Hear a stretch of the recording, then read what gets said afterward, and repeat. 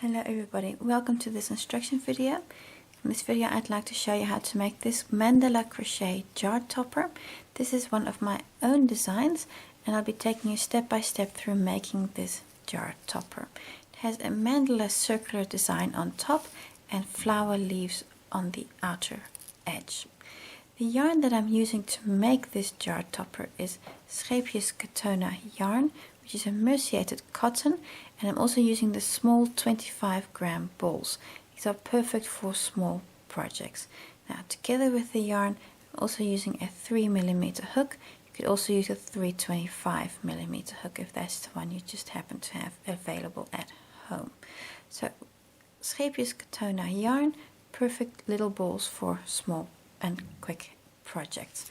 Taking you step by step through making this design. Next to the yarn you'll of course also be needing a ribbon to tie everything together at the end. I hope it's a useful video for you. Thank you for watching. Round 1. I'm going to start by making a magic loop.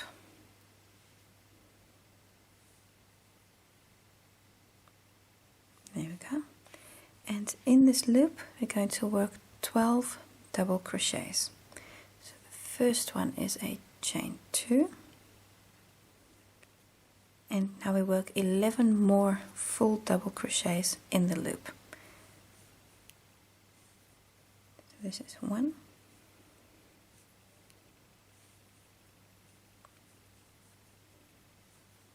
2. The first round is of course always a little fiddly. 3,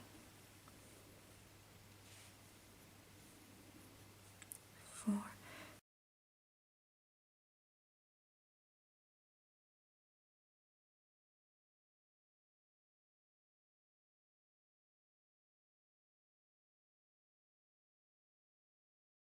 10, and then of course number 11 that I still need to work here. Yes, so that's 11 plus the chain 2 at the beginning is 12.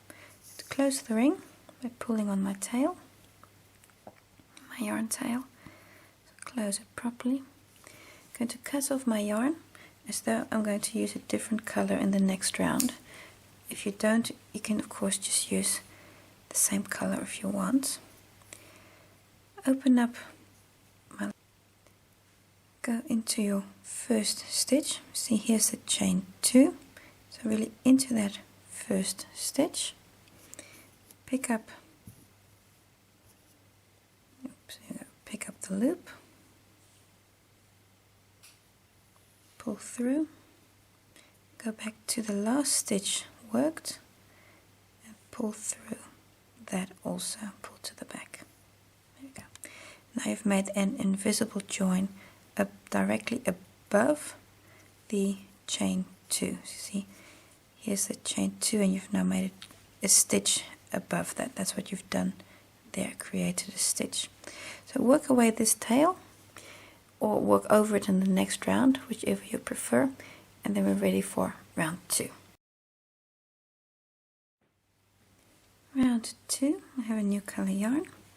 You can start on any position you like. I'm going to start in this position here, and we're going to work 2 double crochets on every stitch.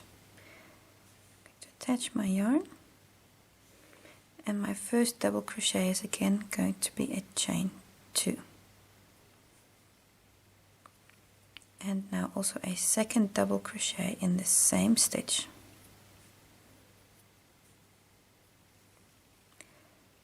And continue like this, working 2 double crochets on every stitch.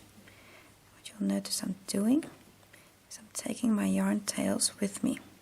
So I'm taking the blue tail with me, working over it. You can see here to the back, I'm taking it with me. And I also still have this tail from round 1 that I'm going to work in. Not the center tail, because that one I'm going to leave right until the end, but the one from that I cut off finishing round 1. So this is the invisible join stitch I'm working in here. That's this one. That's also where this thread comes in. So I'm going to work over both of them and taking them with me, working 2 double crochets on every stitch. And by taking the threads with me, I'm securing them to my work. So 2 double crochets on every stitch.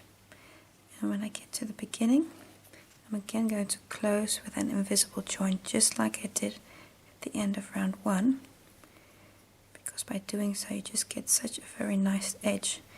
You don't say, oh, that's where the stitches are, that's where the join is. That just makes for a much nicer finish.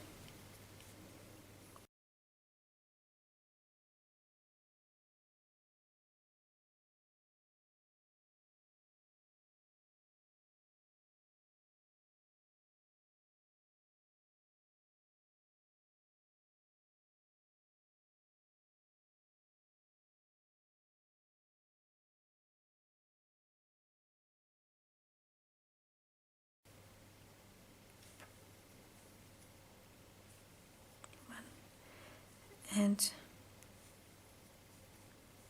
2. And at this point I can also cut off my threads that I've been taking with me. I've basically taken them all the way around.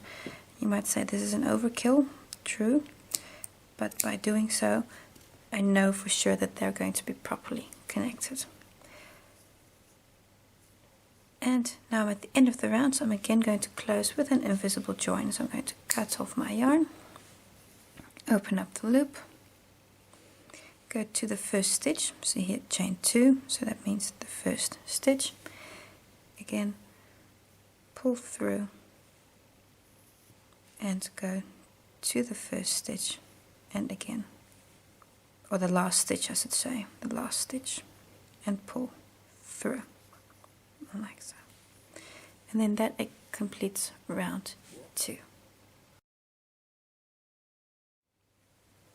Round 3. This round I'm going to use the same color yarn. We're going to start in any first of the 2 double crochets worked in 1 stitch. So I've got these 2 double crochets here. I'm going to take the first of these 2. I'm going to start here with joining my yarn. There we go. And again, I'm going to work 1 double crochet in this stitch and then work 2 double crochets in the next.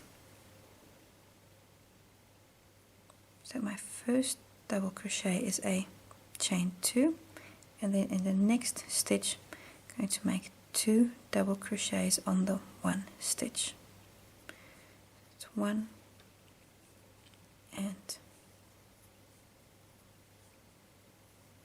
2. Next stitch is again the invisible join, so that's 1 double crochet on there. Let me just catch it properly. There we go, that's the entire stitch. So again, going to take both threads with me. I realize they are the same color in this case, but maybe you wanted to change colors, and then you now also know how to do that. So 1 double crochet in there, and on the next stitch, which is again the second double crochet of these 2 worked in 1 stitch, work 2 double crochets. That's your repeat unit. To work on the first double crochet you work 1, and on the second you work 2 double crochets. So that's 1 and 2. So that means at the end of this round you should have 36 double crochets in all of these stitches. So continue like this, go all the way around, work 1 double crochet on the first and 2 double crochets on the second double crochet worked into that 1 stitch. Go all the way around, and when you get here, close again with an invisible join on your first stitch. Round 4, we're going to start in the first of the 2 double crochets worked into 1 stitch. So you see here, these 2 are worked into 1 stitch. I'm going to start in the first one of those 2. Attach my yarn, and we're again going to make 2 double crochets in this first stitch.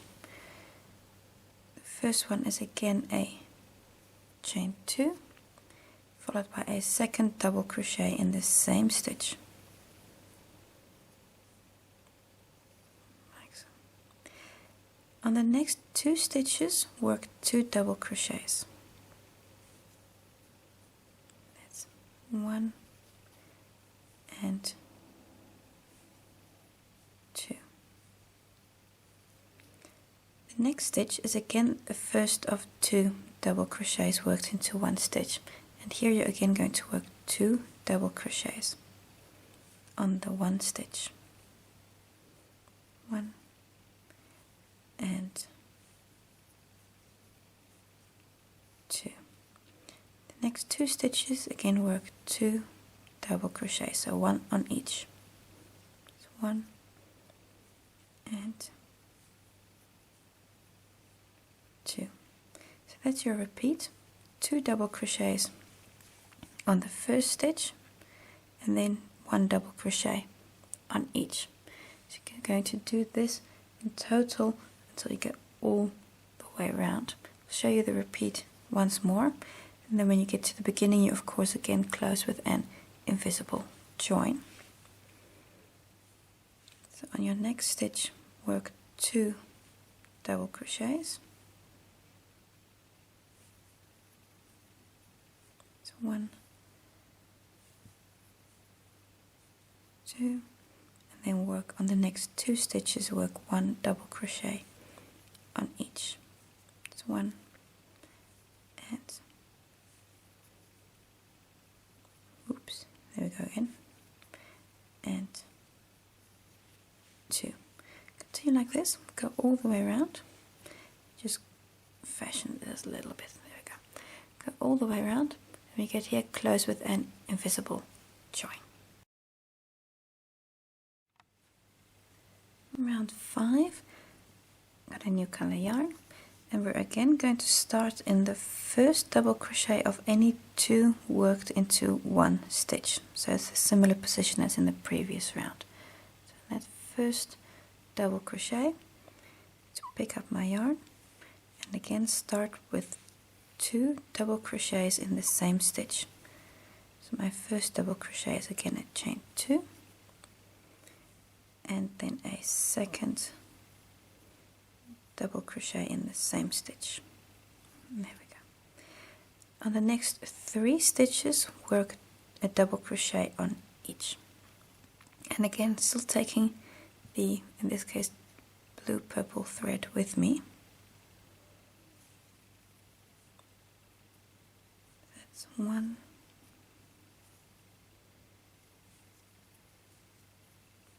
2, and 3 double crochets. That's the repeat unit. I'll show you again. So on this first double crochet of these 2 worked in 1 stitch, you work 2 double crochets in the 1 stitch. That's 1 and 2, and then again on the next 3 stitches work a double crochet on each.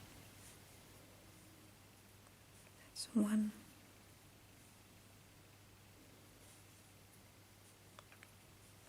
2, and there we go, 3. You're going to continue this, so that's then the repeat 2 times. You're going to do it 12 times in total to go all the way around. When you get to the beginning, again close with a invisible join right on that first stitch, and then at this point we've completed the base of the lid, and from the next round onwards we'll be going onto the sides, and we'll also be using the same color for all of the following rounds. Round 6. For this round you can start on any stitch you like, doesn't matter which one you choose. Have a new color yarn, and I'm going to choose this stitch here. Going to work a double crochet on this stitch. Now of course the first double crochet is going to be a chain 2. That's my first double crochet, followed by a chain 1. On the next stitch, work a double crochet.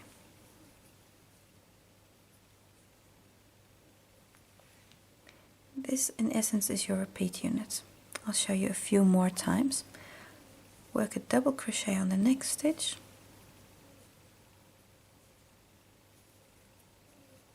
chain 1, and a double crochet on the next. This is your repeat: double crochet, chain 1, double crochet. I'm going to do that in total 30 times. That will bring you all the way around. It's double crochet, chain 1, double crochet. And for this round and all following rounds, I'm going to use the same color yarn because I think that just works best for this design. The base, you have many color options that you can do here, all the same color or different every round, but I do believe that the edge of the jar is best if this is all the same color. So you can see what I'm doing, working a double crochet on the stitch, chain 1, and then a double crochet on the next. And this you're going to do 30 times. You can see I've now done a few times, and what you're going to get is basically get 2 double crochets next to each other and a space in between. You can see how you've now made a few of those already. So I'm going to go all the way around, continue repeating this, and then I'll just quickly show you the end of this round also. Almost round. I'm going to do the repeat 2 more times. So that's a double crochet, chain 1, double crochet, and then the last repeat, double crochet, chain 1, and double crochet in that last available stitch. Now close with a slip stitch to the second of these 3 chain stitches, like so. And now you've repeated this in total 30 times and you're ready for round 7. Round 7. This round we're going to work a double crochet on every double crochet that you already have and a chain 2 above the chain 1 spaces. I'm going to start with a chain 3 for my first double crochet, and then chain 2 because we're making a chain 2 space. So these are 5 chains in total. On the next stitch, that's this double crochet here, work a double crochet.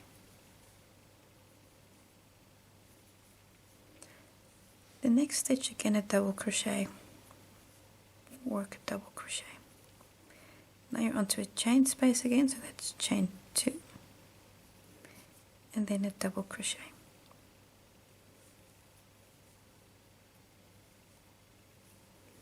So you can see how you're making a hole with just slightly bigger than the previous one.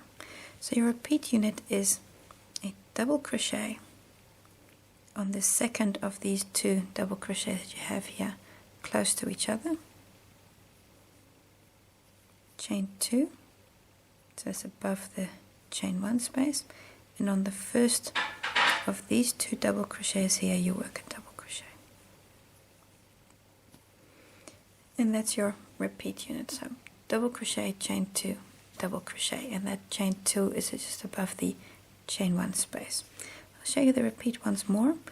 Going to do this in total 30 times. That will bring you all the way around.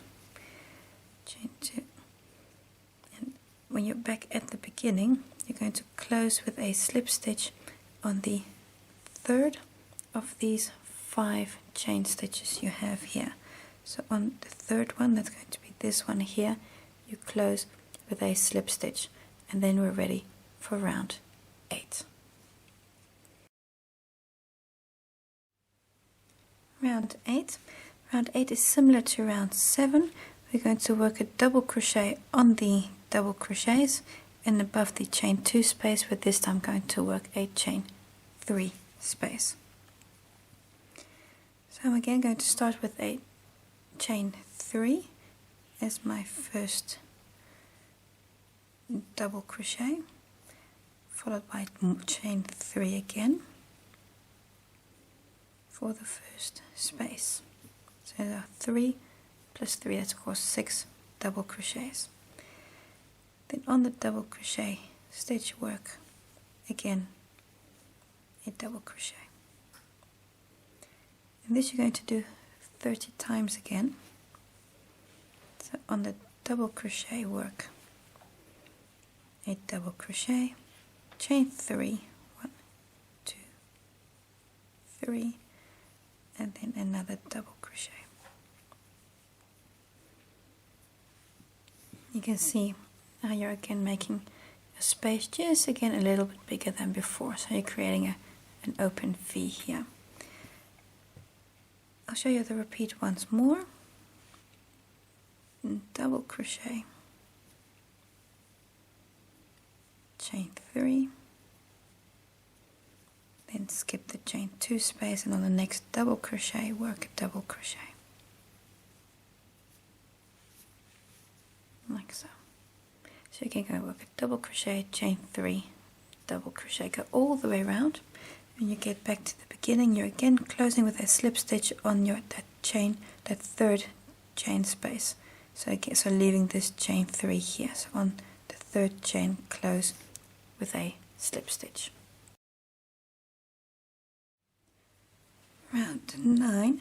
This round we're going to start on any chain 3 space. I'm currently in this first double crochet here, so I'm first going to go to the chain space with a slip stitch to the chain space. If you're using a different color yarn, you would of course just make a standing single crochet here. I'm going to make a chain 1 to get me to the correct height, and now I can actually start the pattern. So that's going to be 5 single crochets in the chain 3 space. So 1, 2, 3, you might have to squeeze them in there a bit, 3, 4, 5 single crochets in the space. Then between these 2 double crochets here, work a single crochet. So really between the 2. So not in the stitch itself, but between the stitches. So like between there, work a single crochet. This is your repeat unit. You're going to do that all the way around. So the next chain 3 space, work 5 single crochets. So 1, 2, 3, 4, 5 single crochets, and then in between the 2 double crochets here, in between, work a single crochet. I've now done it twice. You still need to do this quite a few more times until you're all the way around. Work 5 double crochets in your chain 3 space. 5 single crochets in the chain 3 space. 5 single crochets, and between these 2 double crochets in between there, work 1 single crochet. Go all the way around and then close with a slip stitch on this first single crochet. So not on the chain 1 that you made to get to the correct height, but actually on the first true stitch itself. Go all the way around, and then I'll see you for the next round. Round 10. We're currently in the first stitch of round 9, where we close with a slip stitch. I'm going to start with a chain 1 to get me to the correct height, and then in the same stitch as that slip stitch join, I'm going to make a single crochet. So in that same stitch, single crochet, So this is the first stitch of the 5 single crochets worked in the chain 3 space. The next stitch, make 2 half double crochets. So 1, 2. The next stitch, going to work 2 double crochets. 1 and 2 in the same stitch. Then 2 half double crochets again. 1 and 2 in the same stitch, and then 1 single crochet on the last stitch here in the chain 3 space. On this single crochet that's between these 2 double crochets, work a slip stitch.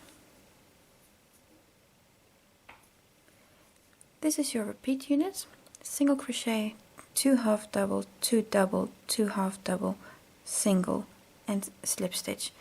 And when you do this, you get a flower petal. I'll show you the entire repeat once more. So on the first single crochet that's here in the chain 3 space, so of these 5 single crochets, you work a half double crochet, a single crochet, then 2 half doubles, 1, 2, 2 double crochets, 1 and 2, and then again 2 half doubles, 1, 2, and a single on that last single crochet, and then again a slip stitch on the single crochet that's between these 2 doubles from the previous rounds. Now can you see how you've made 2 flower petals? I'm going to do this in total 30 times, so on every one of these sets of 5 single crochets you're going to make a flower petal, and you're going to have a slip stitch in between. Go all the way around. When you get here, you will of course make a slip stitch and then close with a slip stitch on your first single crochet. You can also choose to close here with an invisible join. That's up to you. Round 11, last round of this pattern. You're going to work surface crochet stitches on round 3, so between the stitches. If you really look at your double crochets here, so really between the posts, I'm going to be working a round of surface crochet. I'm going to stick my hook from front to back and pick up my loop of yarn from the back. So I'll hook your yarn and bring it to the front. Oh, sorry, there I lost it. Bring it to the front. Then hold your loop to the back so as not to accidentally pull it all forward. The first few stitches you're going to have to keep all your loops tight. Then on your next stitch, so between the next 2 stitches, hook to the back, hook your yarn, and make sure you take the long thread and not accidentally the short one, and work a slip stitch. I'll show you again, so don't worry. So between the stitches, pick up your yarn on the back, and this is a little bit blind, I do realize that, and work slip stitch. You can see how you now made 2 slip stitches here. This first one is a little bit open because, there we go, if I just pull that a little tight, this will of course also correct itself when you work away your threads. So between the stitches, pick up your yarn and work a slip stitch. Don't work these too tight because slip stitches don't have much room to move. So So make sure that you keep them reasonably loose. You can see how I'm working this edge here, just on the outside of round 3. Slowly but surely. This is a time-consuming process. Pick up your loop from the back and work those slip stitches. Go all the way around, and then I'm just going to show you how to work the last stitch to make an invisible join, so that you don't see where we started or finished this row. So slowly but surely work all these beautiful slip stitches to get a surface crochet edge. And I'm almost round. I've done all these surface crochet stitches, and I'm now basically on the last stitch. The final stitch would be here around this post here, because this is the point where I started. But I'm not going to work this last stitch with the hook. I'm actually going to do it with my needle. So cut off your yarn and pull your yarn to the front, so your tail is to the front of your work. And on surface crochet stitches, I actually prefer to use my needle to work away and make an invisible join, because it gives me just a little bit more control than the hook would in this situation. What I'm going to do is I'm going to go through that first stitch, pull my yarn through that, and then go back to the last stitch worked, and then from the front to the back, so really inside this loop, push your needle in there and bring your yarn to the back. You can see this is the stitch that I just worked, but it looks exactly the same as all the other stitches that are made here. And if I turn my work and you don't pay attention, then you don't even know where that join is anymore. So at the back, you'll now have 2 threads. Beginning, I worked over, there we go, beginning and end threads. I'm going to tie these into a knot, then I know nothing is going to happen to them. Just tie a knot. Now I'm going to work away these threads behind in these golden stitches here. And that then completes the crochet part of this design. And then I'll just quickly show you how to do the ribbon and the final part. So when you've completed all the crochet parts of this design, this is what your result looks like. You'll see that your edges are waving a little bit. This is fine, because this will all fold in nicely when we put the topper onto our jar. So next thing to do is to take a ribbon. I have a lovely ribbon here that also says handmade with love, which more or less captures the concept beautifully. And what I'm going to do is I'm going to weave my ribbon through the spaces from round 7.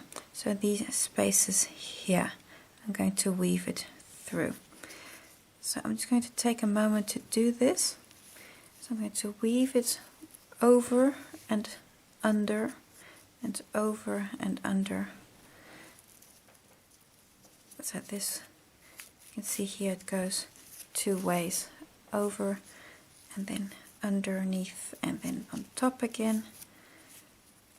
So weave your ribbon all the way through the spaces of round 7, and I'm just going to take a moment to do this.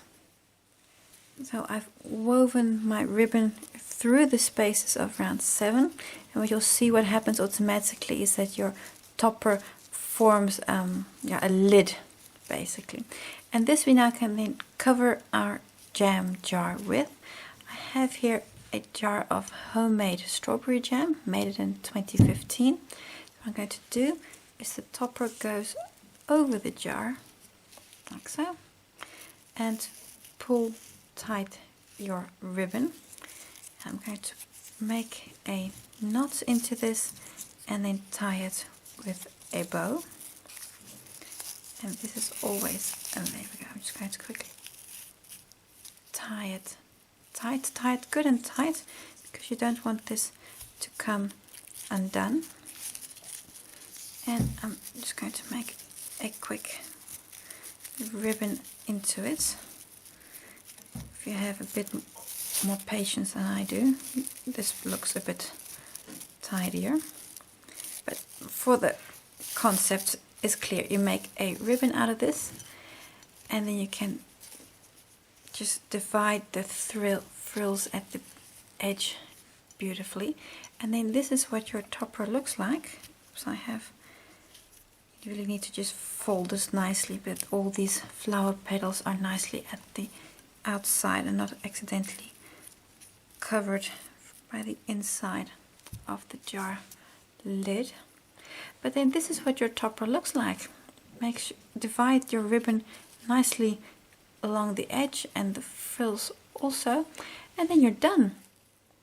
That brings us to the end of this instruction video.